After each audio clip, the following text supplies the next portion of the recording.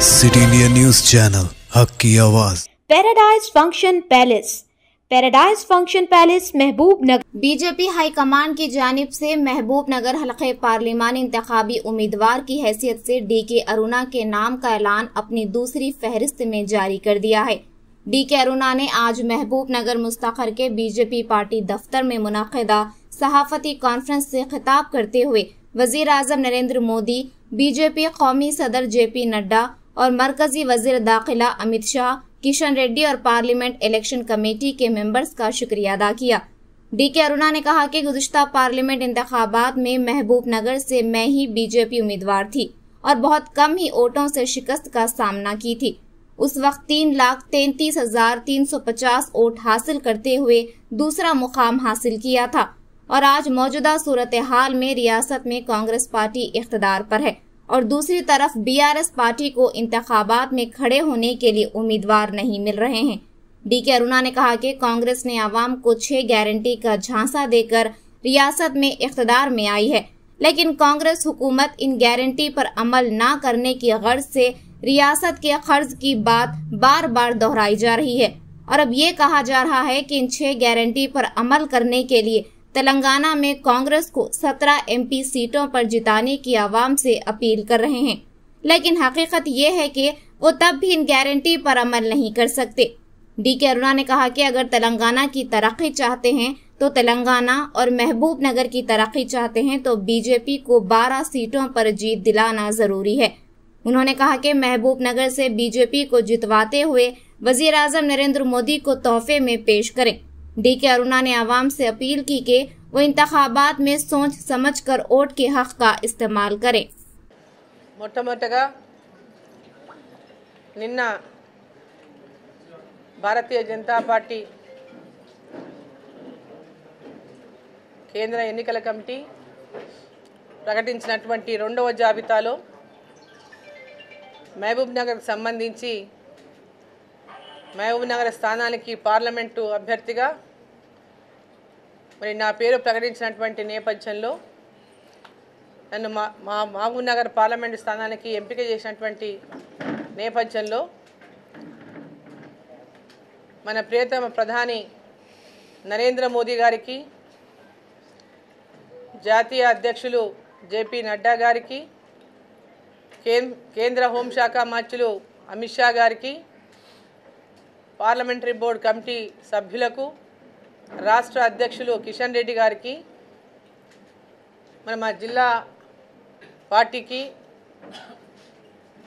ప్రతి ఒక్కరికి కూడా పేరు పేరున నా యొక్క హృదయపూర్వకమైనటువంటి ధన్యవాదాలు నేను తెలియజేస్తా ఉన్నాను। ఈరోజు మహబూబ్ నగర్ స్థానం గత ఎన్నికల్లో తక్కువ మెజార్టీతో భారతీయ జనతా పార్టీ మరి పోయిన ఎన్నికల్లో ఓడిపోవడం జరిగింది। నేనే ఆనాడు అభ్యర్థిని కూడా। ఆ రోజు కూడా కాంగ్రెస్ పార్టీ, బీఆర్ఎస్ పార్టీ ఇప్పుడు పోటీ చేస్తున్నటువంటి అభ్యర్థులు ఆయా పార్టీల నుంచి ఆ రోజు పోటీ చేసిండ్రు। ఆ రోజు బీఆర్ఎస్ పార్టీ అధికారంలో ఉంది, ఈరోజు కాంగ్రెస్ పార్టీ అధికారంలో ఉంది।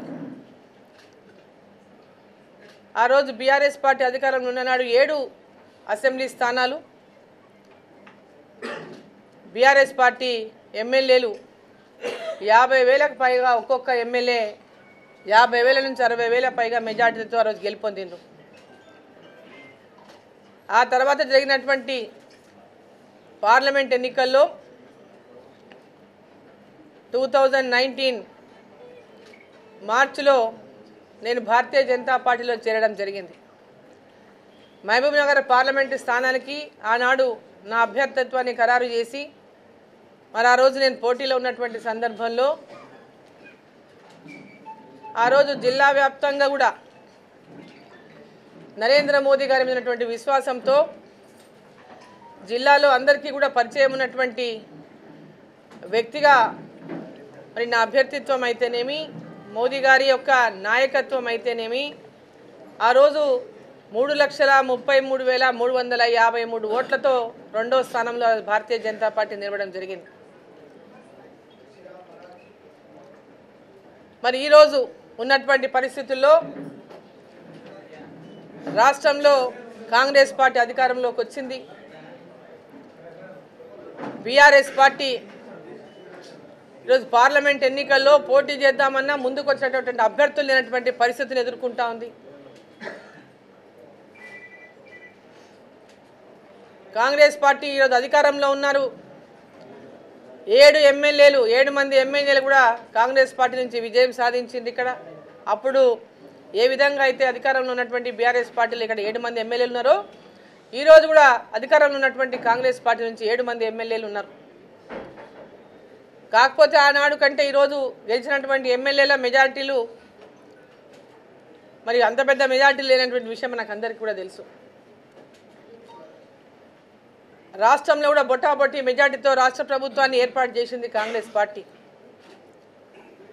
ప్రజల లోపల పెద్ద ఎత్తున 6 గ్యారెంటీల విషయంలో హామీయే కానీ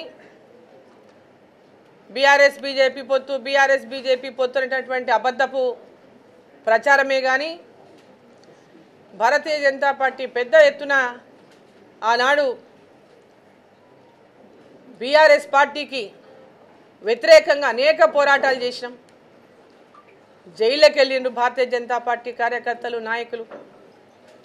పెద్ద ఎత్తున బీఆర్ఎస్ పార్టీకి తీవ్రమైనటువంటి వ్యతిరేకాన్ని తెలంగాణలో నిర్మించింది భారతీయ జనతా పార్టీ.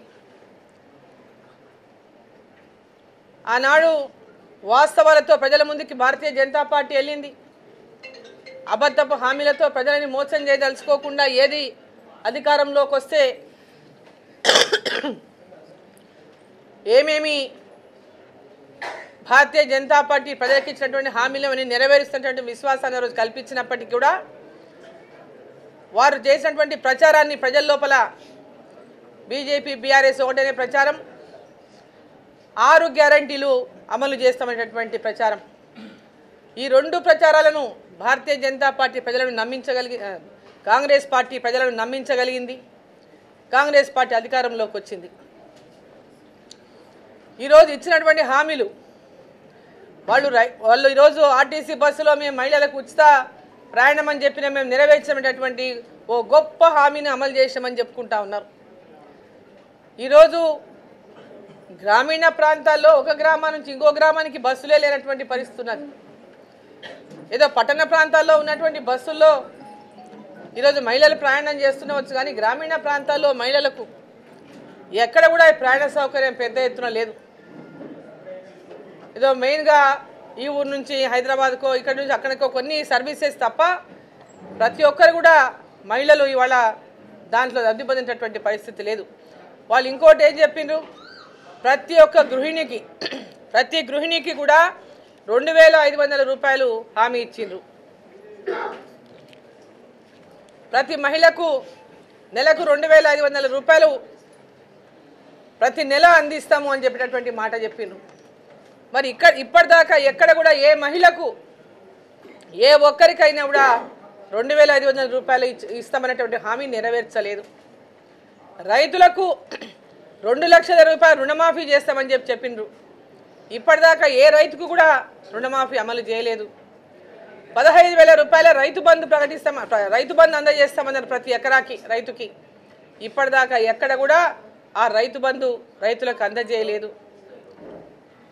కౌలు రైతులకు 12,000 రూపాయలు అందజేస్తామన్నారు సంవత్సరానికి ఎకరాకి. ఇప్పటిదాకా ఏ కౌలు రైతు కూడా ఆ యొక్క సహకారాన్ని అందించినటువంటి పరిస్థితి లేదు. ప్రతి నిరుద్యోగికి 4,000 రూపాయలు నెలకు నిరుద్యోగ భృతి అందిస్తామని చెప్పిండ్రు. ఇప్పటిదాకా ఎక్కడ కూడా అటువంటి పరిస్థితి లేదు. మరి ఈరోజు 500 రూపాయలకే సిలిండర్ అందిస్తామని చెప్పిండ్రు. కేంద్ర ప్రభుత్వం ఇచ్చేటటువంటి సబ్సిడీ దీంట్లో పెద్ద ఎత్తున ఉన్నది.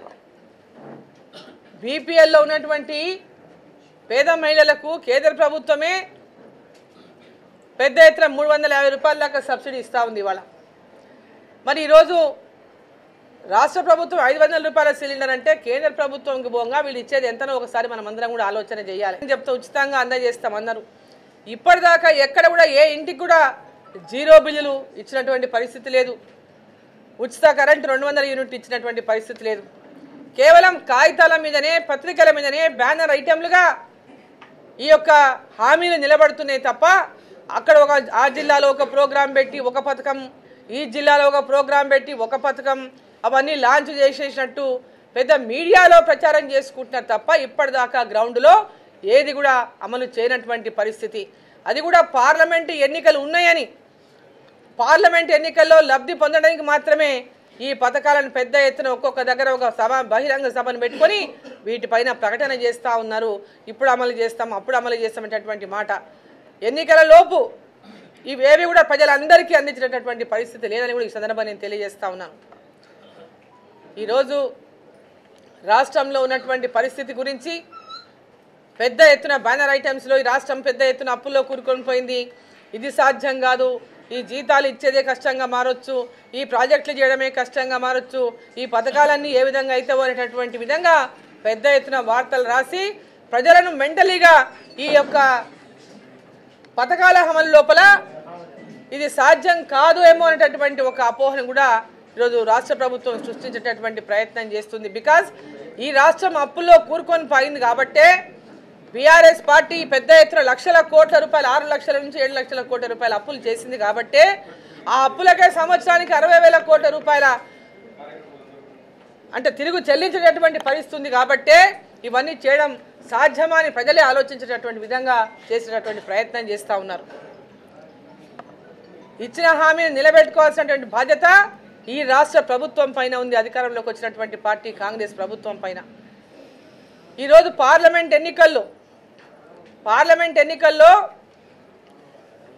17 స్థానాలు పార్లమెంటు స్థానాలు గెలిపియండి, కేంద్రంలో కాంగ్రెస్ ప్రభుత్వం వస్తుంది, ఈ యొక్క పథకాలన్నీ కూడా అమలు చేస్తాం కేంద్ర ప్రభుత్వ సహకారంతో అనేటటువంటి విధంగా ప్రజలకు ఈరోజు ముఖ్యమంత్రి గారు ఎన్నో సభలలో చెప్పి ఈరోజు ప్రజలను మళ్ళీ మభ్యపెట్టేటటువంటి ప్రయత్నం చేస్తూ ఉన్నారు. 17 స్థానాలు వచ్చేది అదొక కళ. 17 పార్లమెంటు స్థానాలు తెలంగాణ నుంచి వచ్చేది లేదు. కేంద్రంలో ఢిల్లీలో కాంగ్రెస్ పార్టీ ప్రభుత్వాన్ని ఏర్పాటు చేసేది లేదు.